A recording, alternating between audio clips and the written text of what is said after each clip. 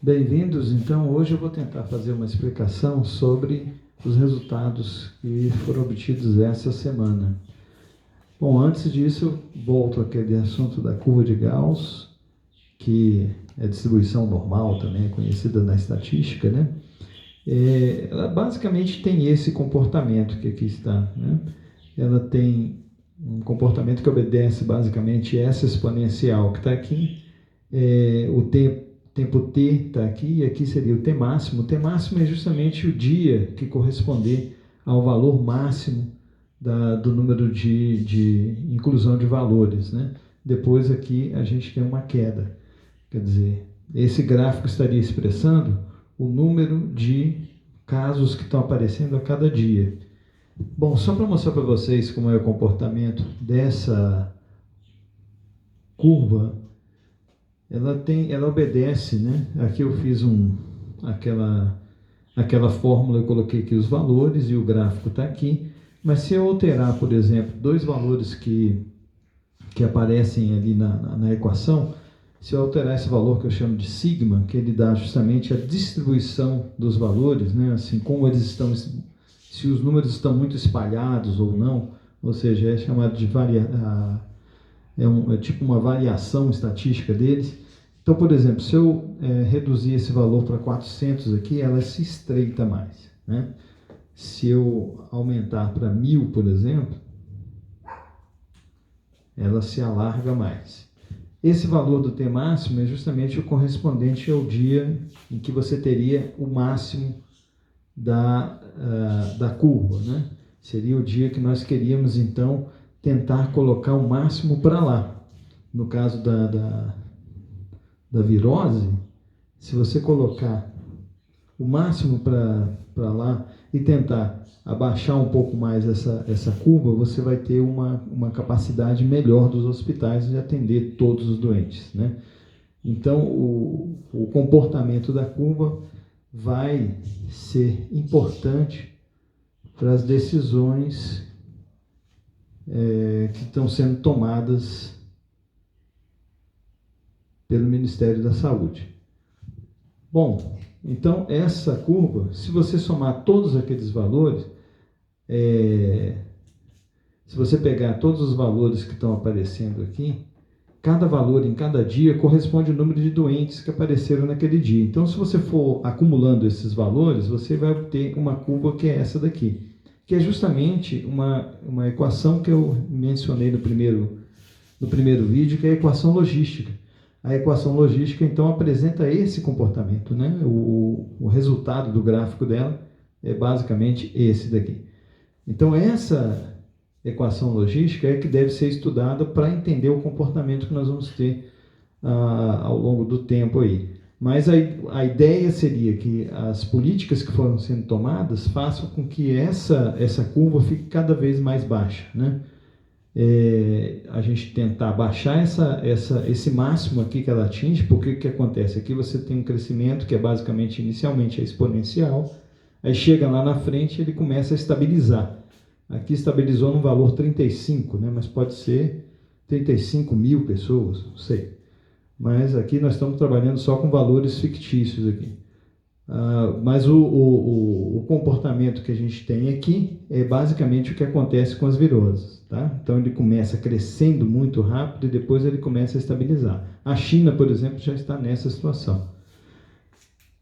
Eu vou começar a fazer um estudo baseado nessa equação logística e nós vamos tentar fazer o seguinte: nós vamos pegar só esse início aqui e tentar aproximar com uma exponencial. E, bom, aquela equação ali, para quem não está entendendo, é uma equação genérica da exponencial, que todo mundo comenta, né? É um crescimento exponencial da virose, inicialmente. Então, eu vou pegar um fator que eu acho mais importante, que esse é o fator que dá o crescimento. Esse fator A está mais ligado ao número de pessoas que tem inicialmente na população, políticas que estão sendo adotadas. Mais importante mesmo são as expressões que aparecem através desse valor B. Eu vou multiplicar o valor B por 1000 e vamos analisar esse número φ. Então, toda semana eu vou tentar comentar esse valor φ. Ele vai dar para a gente uma ideia de se está crescendo muito ou se está crescendo pouco a curva. né? Então, eu vou tentar fazer uma análise basicamente nos primeiros valores da curva logística. Olha, então esse método que eu estou utilizando, a gente vai fazer o seguinte: nós vamos escolher alguns países para comparar com o Brasil. Eu, no caso, escolhi a China e a Itália, porque a China e a Itália já tiveram uma história nesse sentido. E nós vamos comparar, então, o que aconteceu na história deles, para saber se nós estamos melhores ou piores, né? Nós vamos obter o índice FI nesses 3 países, né? E vamos fazer, então, o ajustamento que eu estava falando ali, o ajustamento numérico, né? Quais são as limitações desse método? É que os países mudam de política ao longo do processo, então pode ser que a equação vá modificando ao longo do processo, né? Você vai ter também nós pode fazer umas previsões com muitos dias, né? Já que as políticas vão mudando, né? E a curva logística não tem um comportamento como esse que eu estou propondo aqui. Ela muda de comportamento lá na frente, né? Ela tenta se estabilizar. Então, esse seria só para a gente entender os casos iniciais. E a gente não pode trabalhar com poucos números de casos, né? Por exemplo, são só 20 casos, 30 casos. Por isso que a própria OMS já começa a trabalhar com valores a partir de 100. Depois que você tem 100 doentes, é que eles começam a fazer as estatísticas, tá? Então, esse é o método que a gente está utilizando, esse método justamente para fazer a gente comparar a história do que aconteceu, por exemplo, na China e na Itália, ver se a nossa história vai ser a mesma que aconteceu lá. Bom, e os resultados que foram obtidos com os gráficos, com os valores que a gente tem da China, da Itália e do Brasil? Bom, aqui eu coloquei China 26, porque eu peguei os 26 primeiros números que aparecem lá no histórico da China. Eu peguei aqui também os 26 primeiros números que apareceram no histórico da Itália. Por que eu peguei 26? Primeiro, porque a gente tem que pegar o início da curva, e até o dia que eu estava estudando aqui, a Itália tinha só 26 valores. E aí o Brasil só tinha 6 valores lançados, né, na OMS.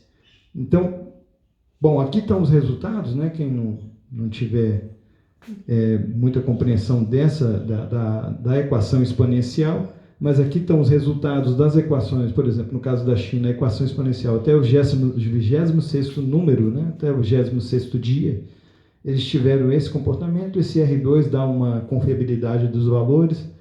Então, aquele valor B que está aqui, ó, deu aqui 224,4, né? Eu estou aproximando para 224. No caso da Itália, o FI dela deu 214, e no caso do Brasil, eram 6 dias também, mas aí eu fiz a equação para a gente verificar o comportamento, deu 318. Então, aqui no início, na primeira semana de 14 a 20 de março, o Brasil estava com um valor muito ruim comparado à China e à Itália. Quer dizer, a nossa história seria uma história muito ruim comparada com a deles. Já na semana de 21 a 27 de março, bom, a China ainda estão aqui os 26 valores iniciais, a Itália também ainda estão os 26 valores iniciais, então o FI é o mesmo. Mas no caso do Brasil, bom, aqui está a equação, né? A equação que foi encontrada para o Brasil com 13 valores, né, já na semana seguinte. E aí, então, nós tivemos o valor 261. Então, nesse caso, o Brasil, então, está com um decréscimo no valor do FI, né? Quer dizer que as políticas que foram adotadas de isolamento, né, das pessoas, as políticas que no país inteiro foram adotadas, porque, veja, esse cálculo é do Brasil inteiro, não é de um estado separadamente do outro. Então, a gente está trabalhando com valores globais no Brasil. Então, esses resultados acabaram dando uma melhoria nos valores, mas mesmo assim, o nosso histórico não vai ser muito melhor do que o da China e da Itália, né? Pelo menos com esses números que estão aparecendo até agora. Bom, e aí as previsões que a gente pode fazer, ali o modelo previu até esse dia 28/3, e aí caminhando aqui, esses que estão em negrito são valores que a equação que deu, né? Quer dizer, a previsão daquele valor de φ que foi dado lá, com esse valor aqui, ó, com esse valor de φ 261 e aquela equação que está ali, nós obtivemos essas previsões. Veja, felizmente o número de casos que a equação previa era 9.800 e a gente está tendo aqui 4.683 casos no valor real. Quer dizer, a informação que o Ministério da Saúde deu está dando valores menores do que aquele que a equação mostrava, né? Mas, infelizmente, no caso de óbitos, a previsão do número de óbitos aqui está baseada naqueles valores que aconteceram na Europa, né? Em cerca de 1,4%. A previsão seria de 137 óbitos. Infelizmente, nosso número de óbitos é maior na real, né? Então, mesmo você tendo um número menor de casos do que seria previsto, aqui é a previsão, o número menor de casos, aqui está o valor real que o Ministério da Saúde deu, mas, infelizmente, o número de óbitos é superior àquele que era previsto pela equação aqui. Então, na verdade, o que a gente está percebendo é que o sistema de saúde no Brasil não está tendo a mesma eficiência que aconteceu, por exemplo, no caso europeu ou no caso chinês. Ok? Então, essa é a nossa tentativa de fazer alguma contribuição nesse sentido. Muito obrigado. Até a próxima.